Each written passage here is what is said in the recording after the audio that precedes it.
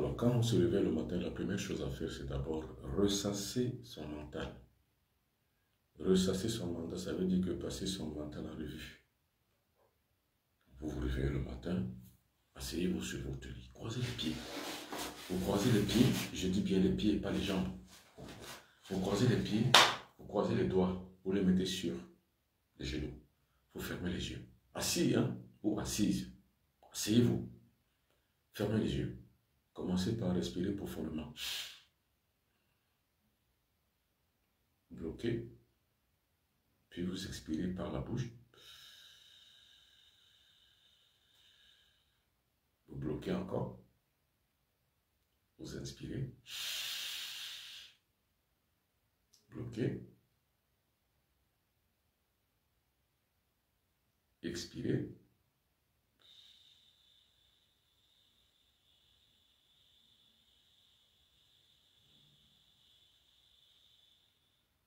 Vous bloquez. Inspirez.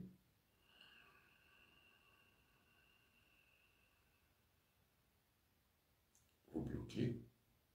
Vous expirez.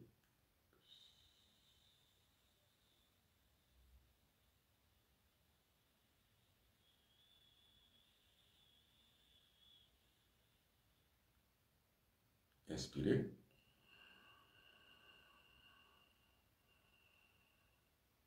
Vous bloquez. Vous expirez par la bouche.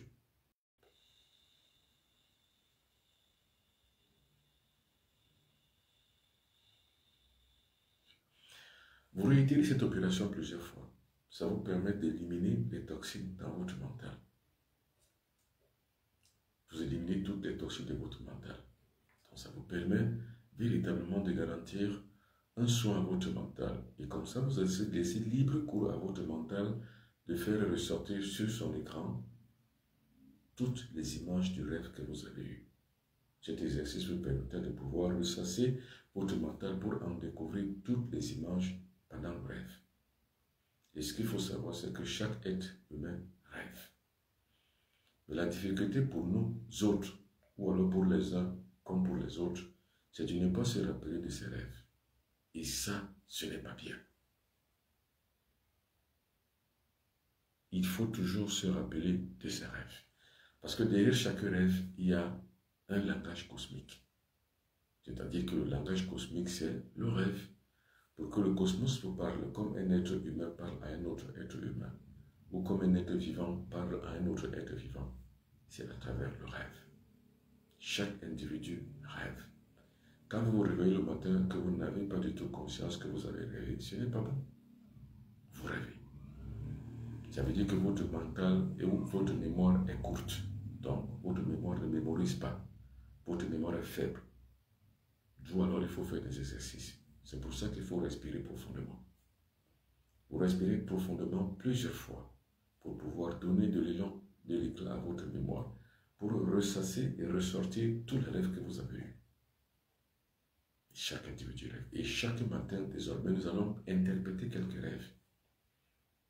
Alors, je commence. Quand vous rêvez que vous pleurez la nuit, imaginez que vous dormez. Imaginez que vous êtes en train de dormir et que vous pleurez. Vous rêvez que vous pleurez. Et qu'au réveil, vous voyez les larmes couler de vos joues. Ça veut dire que vous avez rêvé de pleurs. Vous avez pleuré toute la nuit. Eh bien, comment on peut interpréter ça? Commentons un peu la chose. La veille au coucher, vous avez un problème qui vous dérange. Votre enfant est malade. Votre père est malade. Votre conjoint est malade. Votre mari est malade. Ou alors, qui sais-je encore, votre amoureux ou votre amoureuse est malade. C'est pas bon pour vous. C'est même très dangereux pour vous parce que vous êtes dans une émotion négative. Bref, vous vous inquiétez et vous avez l'impression que le ciel tombe sur votre tête. Ou alors vous avez un problème quelconque. On vous a débauché de votre travail, vous avez perdu votre emploi, ou alors ce à quoi vous aspirez, vous ne l'avez pas eu, ou alors votre copine menace de vous quitter, ou alors votre mari menace de vous quitter, ou alors votre femme menace de vous quitter. Alors ça veut dire que vous avez un problème psychologique. Et que vous voyez que vous coulez les larmes dans le rêve. Donc ça dépend de ce que votre esprit présentait à la veille avant de dormir. Et bien si c'est le cas, si vous avez un problème quelconque, eh bien, sachez que les pleurs que vous avez faits ont été écoutées et entendues par les instances cosmiques. Parlons un peu des instances cosmiques. C'est-à-dire que qui sont les mondes parallèles qui sont au-dessus de nous, qu'on appelle la hiérarchie spirituelle. Il y a les génies de l'eau, qu'on appelle généralement les esprits de la nature, donc les génies de l'eau, les génies du feu, les génies de l'air, les génies de la terre, les génies de l'éther, les divins maîtres initiateurs invisibles, les esprits de lumière, ceux qu'on appelle également les génies zodiacaux, les génies sidéraux, les génies élémentaux. Ce sont les mondes parallèles dans lesquels nous vivons. C'est pour ça que, quand vous rêvez, ce monde parallèle peut venir à vous et vous parler à travers les entités qui abritent ces mondes parallèles. Donc c'est ce monde parallèle que j'entends par cosmos, la nature. La nature nous parle à travers ces entités. Ces entités peuvent venir à nous pour autant que nous pouvons les appeler. Maintenant, ces entités-là nous apparaissent ou viennent à nous de différentes manières, selon ce que nous sommes, selon ce que nous représentons dans le cosmos. Si par exemple, nous avons des élans spirituels, eh bien, ces entités-là vont venir à nous comme un individu ou alors comme des ondes qui peuvent abriter les rayons solaires. C'est-à-dire, par exemple, quand la nuit tombe et que vous mettiez, par exemple, une lumière, vous voyez les criquets qui viennent tourner tout autour de la lumière. Eh bien, ces entités également, si nous sommes purifiés, les entités bonnes viendront. C'est-à-dire que ces entités viendront à nous. Et quand nous dormons la nuit, ce sont ces entités qui abritent notre sommeil. Et là, nous avons des choses beaucoup plus subtiles.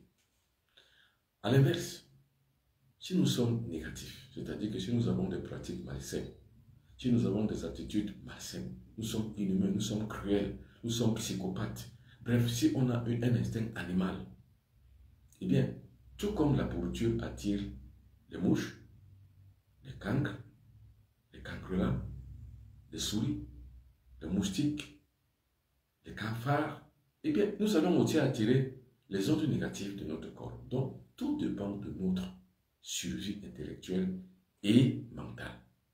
Donc, l'être humain, en fait, attire le cosmos de la manière dont il émet ses formes pensées. Si nos formes pensées sont négatives, eh bien, nous attirerons des formes pensées négatives. Si nous avons des formes pensées négatives, eh bien, nous attirerons les entités négatives. Si nous avons des formes pensées positives, nous attirerons des ondes positives, donc des entités positives. Et quand nous dormons la nuit, que nous avons des pensées positives et que nous abritions dans notre conscience des entités positives, eh bien, nous n'avons que le cosmos à nous pour nous parler des choses positives. Mais si à l'inverse, nous entretenons des pensées négatives contre les autres, la jalousie, les meurtres, l'envie, la paresse, le désordre, la luxure et tout autre vice sociaux ou social que nous avons, que nous entretenons dans notre vie, eh bien nous attirerons des ondes négatives qui vont nous engluer dans les rêves négatifs comme les couches de nuit, les paralysies de nuit, la nocture de nuit. Tout dépend de nous. Et quand on se réveille le matin, qu'est-ce qu'on doit faire? On doit pouvoir ressasser notre mental. Qu'est-ce que nous avons eu comme rêve? Et ces rêves, donc, là, nous devons les interpréter. Quand vous rêvez donc, que vous pleurez, ça veut dire que vous êtes en train de conjurer les difficultés inhérentes à votre vie. Conjurer veut dire quoi? Conjurer veut dire annuler, chasser, reprouver, repousser, rebrouer. C'est ça, conjurer. Donc, on conjure le mal, pas en fonction des prières que nous faisons. Parce que là où les religieux se trompent, c'est que toute la nuit durant, ils prient jusqu'au matin. Ils croient ainsi conjurer le mal. Non, on ne conjure pas le mal par la prière. On conjure le mal par l'élévation spirituelle, par l'élévation des fréquences, par l'élévation de sa propre conscience, jusqu'à acquérir les ondes positives. C'est comme ça qu'on repousse le mal. Je recommence cela. Parce qu'en général, spirituellement, nous les mystiques, on ne prie pas. Parce que nous savons ce qu'on appelle les limites de la prière. La prière a des limites. La prière se limite aux demandes. Mais le mystique ne demande rien. Le mystique a la capacité d'avoir ce qu'il veut avoir. Par exemple, moi, comme je l'ai dit la fois dernière, si je veux savoir une chose, si je veux savoir si un malade va guérir, si je peux le guérir ou non, si je veux savoir si le mal d'un tel ou d'une telle est un mal qu'on peut soigner à l'hôpital, si je veux savoir si un tel ou une telle va réussir ou ne va pas réussir, c'est simple. Je ne vais pas prier. Si je veux que vous réussissiez, si je veux vous guérir, je ne prie pas. Pas du tout. Parce que, en fait, la prière, c'est quoi? C'est une demande. Mais j'agis. Celui qui prie est passif et attentiste. Celui qui agit est acteur de son propre destin et de celui des autres. C'est pour ça que le mystique ne prie pas. La prière n'est pas pour le mystique. La prière, c'est pour qui? La prière, c'est pour les gens qui ne savent rien, ne connaissent rien à la spiritualité. Parce qu'il ne faut pas confondre entre croyance et connaissance. Il ne faut pas confondre entre religion et spiritualité. La religion admet une morale consciente ou alors une conscience morale. Ne tuez pas, ne volez pas, ne faites pas ci, ne faites pas ça. C'est une philosophie, en fait, on va dire une idéologie morale. C'est le rôle de la religion. C'est pour ça que quelqu'un qui volait, si l'idée motrice pénètre bien sa conscience, il ne vole plus. Ça ne veut pas dire qu'il a évolué spirituellement. Ça veut simplement dire que moralement, il a acquis un certain nombre de fonctifs qui lui empêchent de voler. La religion, ce n'est pas la spiritualité. La religion, c'est une institution morale qui change le format social. Parce que nous avons ce qu'on appelle la psychologie sociale. C'est-à-dire que notre sociologie nous formate. C'est pour ça qu'on dit que l'homme est le produit de son milieu. Parce que la conscience du milieu que nous avons nous a formatés. Si nous sommes nés dans une famille où le papa et le maman bagarraient tout le temps, eh bien cela va influer dans le cours de notre existence. C'est notre conscience morale. C'est-à-dire que la conscience sociale que nous développerons à travers la violence que nous avons vécue, quand on voyait papa et maman bagarrer, nous deviendrons la même violence. Si on a exercé une violence sur nous pendant qu'on était enfant, quand on grandit, on exerce la même violence. C'est-à-dire que le cours d'une violence est lié au cours de la violence subie. Donc nous avons ce qu'on appelle la violence subie et la violence exprimée. Le cours de la violence subie est égal à l'expression de la violence exprimée. C'est tout.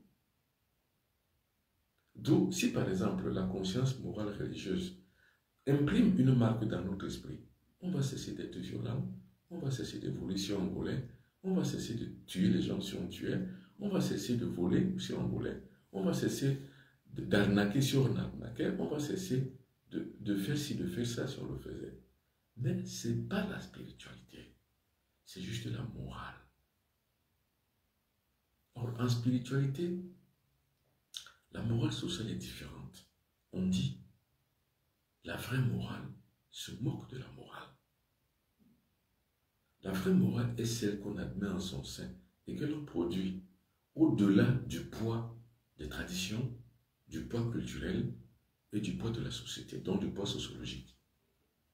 La vraie morale se moque de la morale. Là où la morale sociale s'arrête, commence la vraie morale. Nous allons parler un peu de philosophie. Parce que c'est ça, les rêves, en fait. Les rêves, ce n'est pas la prière.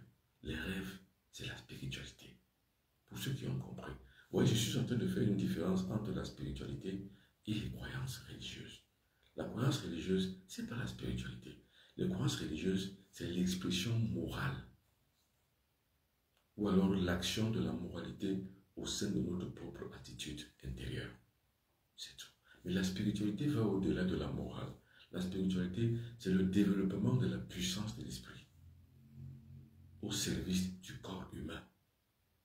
C'est-à-dire que l'esprit prend le pas sur le corps humain. Mais à l'inverse, c'est le corps qui prend le pas sur l'esprit. Donc le corps subit la réalité du milieu dans lequel on a évolué.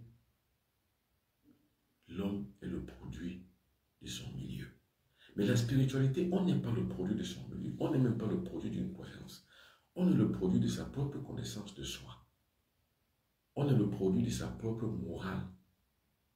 Parce que l'expression de la vraie morale ne s'exprime pas à travers celle qu'on a subie, mais s'exprime à travers celle qu'on a créée. celle à travers laquelle on évolue. Donc on imprime sa propre marque, mais en combinaison avec les élémentaux de la nature. Si on a donc des pensées positives, on évoluera positivement vers des actions positives. Si à l'inverse on a des pensées négatives, on évoluera vers les pensées et les actions négatives. Quand on évolue, on va vers l'enfer. Quand on évolue, on va vers le paradis. Donc la vraie morale se moque de la morale. La morale, on peut l'avoir socialement, qu'elle soit une fausse morale. Il y a des morales cannibales où les gens mangent des êtres humains. On est le produit de son milieu, ça veut dire que c'est une morale de notre société qui nous a fabriqués ainsi que nous soyons cannibales. Mais si, à l'inverse, on produit et on recrée notre morale, on ne subira pas la morale société parce qu'on ne restera pas éternellement le produit de son milieu. On évoluera pour atteindre un autre domaine de morale qu'on appelle la vraie morale. Alors faites attention, il y a beaucoup de gens qui usurpent mon identité sur les réseaux sociaux. Regardez-les, les voici. Ils sont très nombreux. Vous voyez, à chaque fois je vous les montre. Chaque jour que je fais un direct, je vous les montre. Les voici. Ils sont là.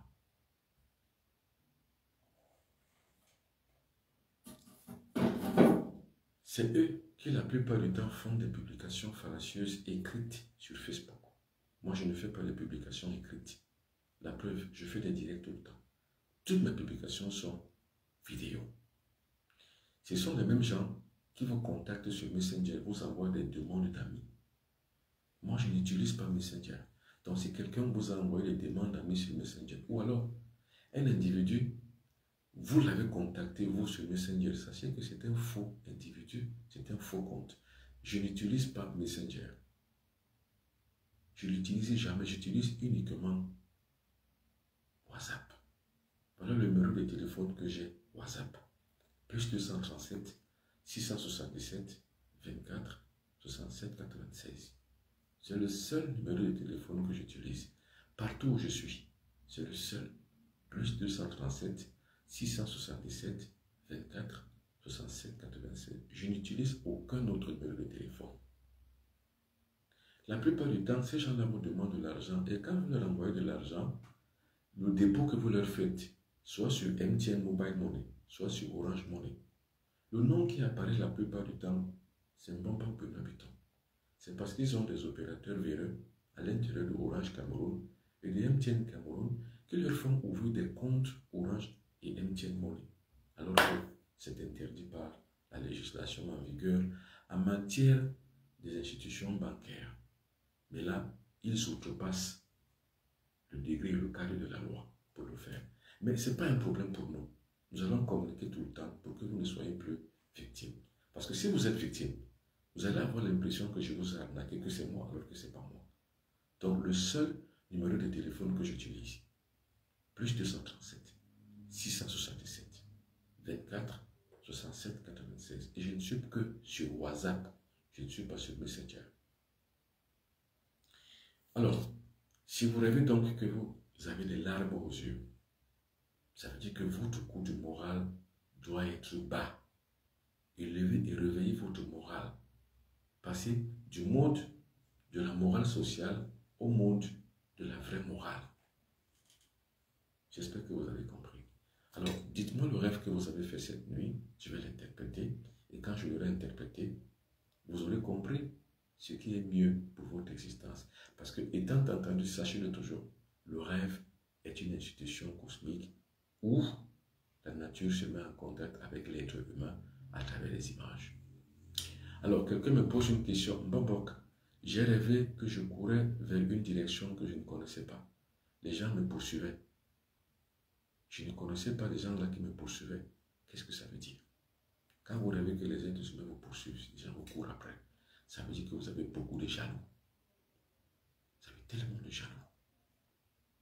Et si vous regardez l'existence de votre vie, ça veut dire que vous opérez beaucoup, vous avez beaucoup d'activités.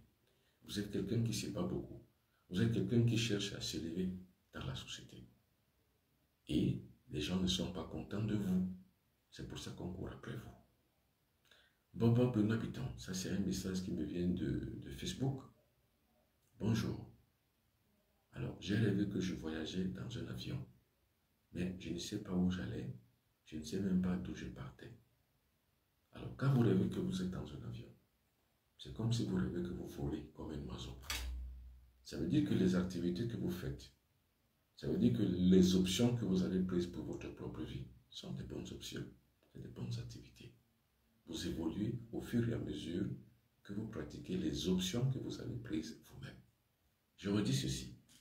Dieu, ce n'est pas lui qui conçoit votre devoir. Ce n'est pas Dieu qui conçoit votre avenir. Ce n'est pas Dieu qui conçoit votre destin. Votre destin n'appartient pas entre les mains de Dieu. Parce que Dieu, pour nous les mystiques, c'est un concept. Dieu est un concept. Et regardez tous les peuples de la terre. Les peuples de la terre louent Dieu à leur manière. Parce que chaque peuple a conçu son Dieu de sa manière. Il n'y a pas l'universalité de Dieu que dans l'idéologie des religions. Mais Dieu n'est pas universel, puisque chaque peuple a conçu Dieu à sa manière. Les chrétiens ont leur propre Dieu à leur manière. Les musulmans ont leur Dieu à leur manière. D'autres religions également ont leur Dieu à leur manière. Nous n'avons pas toutes et tous le même concept divin. Par contre, nous reconnaissons qu'il y a une unicentralité de cette même conscience qu'on appelle Dieu. C'est cette unicentralité que nous, les mystiques, on appelle le divin. Ça veut dire que qui est au-delà de tous les autres concepts humains qui se sont faits de Dieu. Donc Dieu est une idée, mais le divin est une conscience que nous appelons la conscience cosmique. D'où ce n'est pas Dieu en tant que concept des religions qui est responsable de votre destin, mais c'est le divin en tant que l'universalité et l'unicentralité de la conscience cosmique qui est donc la révérence extérieure et intérieure de ce à quoi vous avez le mouvement et l'être, et grâce à quoi et à qui vous pouvez évoluer vers l'incommensurablement grand. Ça, j'espère que vous comprenez, parce qu'en fait, il s'agit ici de mieux comprendre le concept. Et puis, la conscience. Le concept n'est pas la conscience. Le concept, c'est qu'on imagine. Les Occidentaux imaginent leur Dieu. Les Orientaux imaginent le leur. Les Euro-Asiatiques imaginent leur Dieu. C'est pour ça qu'il n'y a pas une universalité des religions. L'universalité des religions n'existera jamais. Peut-être dans un autre monde. Parce que les religions sont une diversité. Et cette diversité culturelle n'ont pas la même conscience, n'ont pas les mêmes gènes, n'ont pas les mêmes origines, n'ont pas les mêmes civilisations. Ils ne vibrent pas au même diapason. Par contre, la divinité, ce que j'appelle la plupart du temps le divin, est un et indivisible. Et il n'admet pas en son sein des concepts religieux. La seule admission qui est possible, c'est la conscience cosmique, dans laquelle nous devons toutes et tous fondre. C'est celle-là que j'ai appelée la vraie morale. La vraie morale, c'est la conscience cosmique. Nous devons évoluer vers elle. Alors, quelqu'un d'autre sur Facebook me pose une question sur un rêve qu'il a fait. Maître, bonjour. Bonjour. J'ai rêvé que je tuais un chauve-souris. Qu'est-ce que cela veut dire? Déjà, il faut savoir que le chauve-souris est le symbole ou bien l'incarnation du monde infernal. C'est-à-dire que l'incarnation du monde noir. Vous savez, je vous ai dit que j'ai fait sortir un bouquin qu'on appelle Le Monde Noir ou le Code 375. Le monde noir. Donc, le chauve-souris, tout comme par exemple la souris, tout comme par exemple, on va dire, un chien noir est l'incarnation de ce monde noir. Donc, quand vous rêvez que vous tuez un chauve-souris, ou vous tuez un chien noir, ou vous tuez un serpent, vous êtes en train de l'emporter sur le mal. Qu'est-ce que j'entends par mal? Si vous avez des blocages, si vous avez des difficultés, si vous avez des maladies, si vous avez des envoûtements, si vous avez des possessions, c'est un peu ça. Est-ce que c'est bien de rêver des couleurs? C'est très bien. C'est la diversité de vos états intérieurs. C'est ce qu'on appelle les états d'âme. Quand vous rêvez de ces états d'âme que vous avez, c'est à vous de les confectionner. Parce que l'être humain a plusieurs états d'âme. Autant de corps que d'états d'âme. Nous avons 7 corps de manifestation. Les 7 couleurs de l'aura et les 7 corps dorés de l'individu. Nous avons donc autant d'états d'âme. Donc nous avons environ 7 états d'âme. Et ce sont ces états d'âme qui sont environ également nos 7 sens, c'est-à-dire 5 sens pour le cortex cérébral et 2 autres sens supérieurs, le 6e sens et le 7e sens, qui sont liés également à nos 7 corps de manifestation et à nos 7 états d'âme, et qui sont à l'inverse les 7 péchés capitaux. Vous voyez que tout ça s'amoncelle, se réunit, et tout ça forme une vraie dualité qui permet que l'individu qui a cette science, qui a cette connaissance, devienne un fils du soleil par la connaissance. Donc rêver des couleurs, c'est rêver simplement de ces 7 états d'âme. Si vous êtes un pécheur, vous rêvez les 7 péchés capitaux que vous faites et que vous appliquez tous les jours, qui sont la luxure, la gourmandise, la paresse, l'orgueil, l'avarice, la luxure, je pense, j'ai prononcé l'envie, et également un 7e que j'ai oublié. Donc les 7 péchés capitaux font partie de l'envers du décor des 7 états d'âme, ou alors des 7 couleurs sacrées de l'univers. Maintenant, quelqu'un d'autre me pose une autre question sur TikTok. Je voyais beaucoup de couleurs orange. Alors la couleur orange, je vous ai dit, j'ai écrit un livre qu'on appelle Le Monde Orange ou le Code 36. La couleur orange symbolise le succès. Et quand vous voyez plus la couleur orange dans vos rêves, ça veut dire que l'activité que vous menez dans ce moment-là, ou bien dans ce temps-là où vous le faites, va réussir. Votre activité du moment va réussir. Donc, la couleur orange est une bonne couleur de succès. Par contre, si vous rêvez de la couleur noire, ça veut dire que ce que vous faites, l'activité du moment va échouer. Si vous rêvez de la couleur verte, ça veut dire que l'activité du moment va vous rapporter beaucoup d'argent. Si vous rêvez de la couleur bleue, l'activité que vous menez va être un bien-être pour vous. Si vous rêvez de la couleur rouge, ça veut dire que cette activité mérite et demande beaucoup d'intensité dans l'effort, donc beaucoup d'efforts à produire. Si vous rêvez de la couleur blanche, ça veut dire que vous êtes sur la bonne réalisation. Si vous rêvez de la couleur orange, c'est le succès. La couleur jaune, ça veut dire que ça vous demande beaucoup d'intelligence. Parce que le jaune symbolise l'intelligence et la puissance. Donc ça demande beaucoup d'impuissance et beaucoup de puissance et de mental, si vous voulez. Voilà à peu près comment on peut dire des rêves de couleur. Alors quelqu'un d'autre me pose une question. Rêver de perdre sa calculatrice, ensuite de perdre son téléphone. Ça veut dire que vous gagnerez quelque chose. Parce que quand vous rêvez perdre, c'est l'envers que vous avez. Vous gagnerez. Peut-être que des cadeaux tomberont. Si vous avez un anniversaire en vue, les gens vous offriront beaucoup de cadeaux. Alors, bonjour Bombok. Que signifient 2 serpents jaunes en rêve? Les 2 serpents jaunes en rêve sont les serpents de nos pouvoirs magiques. Parce que le serpent symbolise le pouvoir magique. Quand la couleur est jaune, c'est le serpent de la puissance de notre corps. Notre puissance est liée à notre sexe. Je vous ai toujours dit pour les gens qui m'écoutent la plupart du temps, le sexe, ce n'est pas un jeu. Le sexe, ce n'est pas le plaisir. Par contre, il ne faut pas perdre l'envie sexuelle à cause des considérations religieuses. Parce qu'il y a des gens qui arrêtent l'activité sexuelle parce qu'ils ont cru à une religion. Et la religion vous dit toujours que le sexe est mauvais. Le sexe est mauvais. Le sexe est mauvais. Non. Vous ne pouvez pas vous développer spirituellement sans sexualité. C'est impossible. Religieusement, oui, on vous l'interdit. Mais mystiquement, spirituellement, je ne vous dis pas ce que j'ai appris. Je vous donne là les fruits de mon expérience personnelle. Vous ne pouvez pas tuer les torts dans votre vie sans la puissance sexuelle. Les torts dont je viens de d'énumérer, les 7 péchés capitaux par exemple, ce sont les torts de votre vie. Vous ne pouvez pas tuer la luxure sans pratique sexuelle. Vous ne pouvez pas tuer la gourmandise sans pratique sexuelle. Vous ne pouvez pas tuer l'envie sans pratique sexuelle. Vous ne pouvez pas tuer l'avarice sans pratique sexuelle. Vous ne pouvez pas tuer la paresse sans pratique sexuelle. Vous ne pouvez pas tuer l'égoïsme sans pratique sexuelle, ni l'orgueil sans pratique sexuelle. Vous ne pouvez pas. Les 48 étages de notre conscience, les 144 états de conscience supérieure, vous ne pouvez y inscrire la divinité ou le divin que en balayant toutes les scories qui y habitent à travers l'activité sexuelle. C'est pas possible. Vous ne pouvez pas y arriver. Donc quand vous rêvez donc des serpents jaunes, la couleur jaune symbolise la puissance sexuelle. Ça veut dire que, monsieur, mettez-vous à l'activité sexuelle de puissance. Le cosmos te parle. Alors, moi, je ne dirais pas comme les religieux,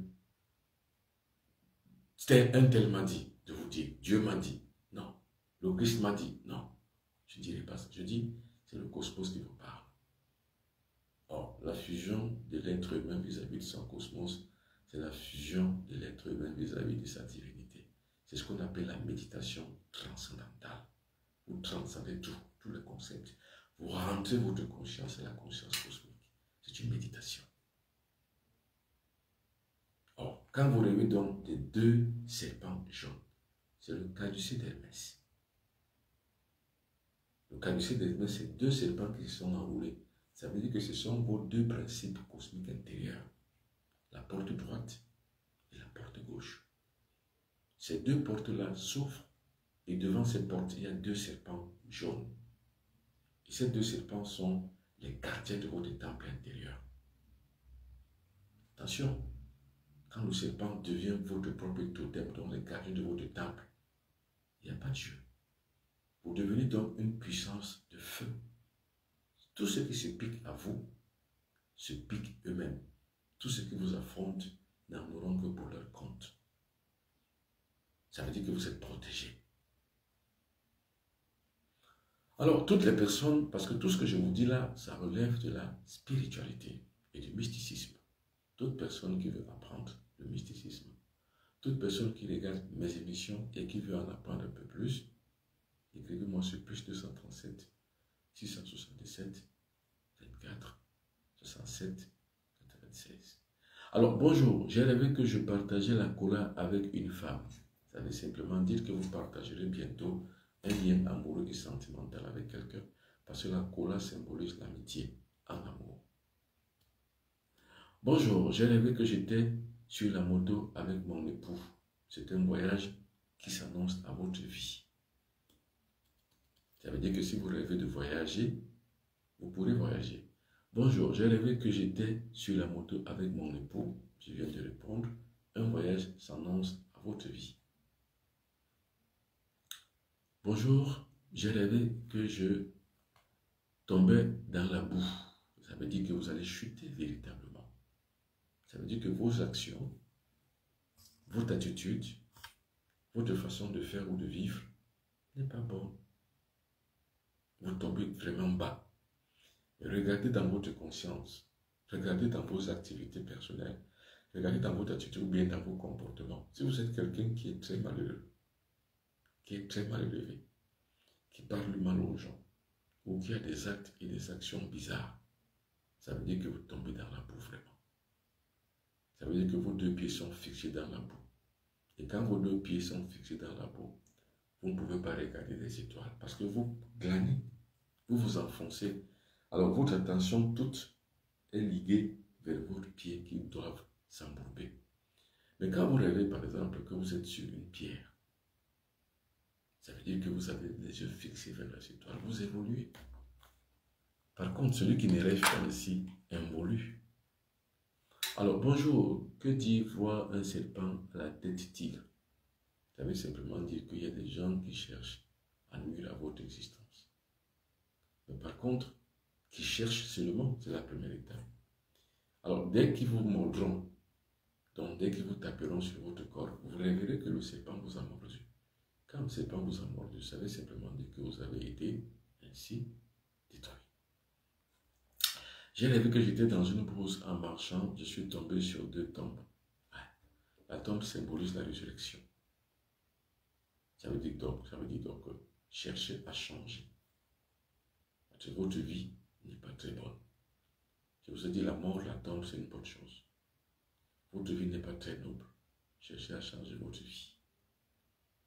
Alors, mesdames et messieurs, merci beaucoup d'avoir suivi pour ce matin. Merci d'avoir été là. Nous allons parler du diabète le soir. Donc, comment lutter contre son diabète jusqu'à la guérison totale. Parce que j'ai dit, moi je pense, la médecine n'est pas faite pour accompagner les malades. Nous verrons donc le soir le diabète et l'hypertension artérielle. Nous allons y rester tous les soirs. Donc, nous allons faire que le matin, on fait un direct sur les rêves et le soir, On fait un direct sur les maladies. Donc, si vous avez des maladies, de quoi vous voulez qu'on parle tous les soirs, faites-moi part des maladies qui vous incombent, des maladies qui vous gênent, des maladies qui sont là récurrentes à vous. Et nous allons à chaque fois en parler pour apporter des solutions. Et pour apporter surtout tout ce qui va être nécessaire pour que vous puissiez vous guérir. Mesdames et messieurs, c'est fait un plaisir. Bye bye. À ce soir.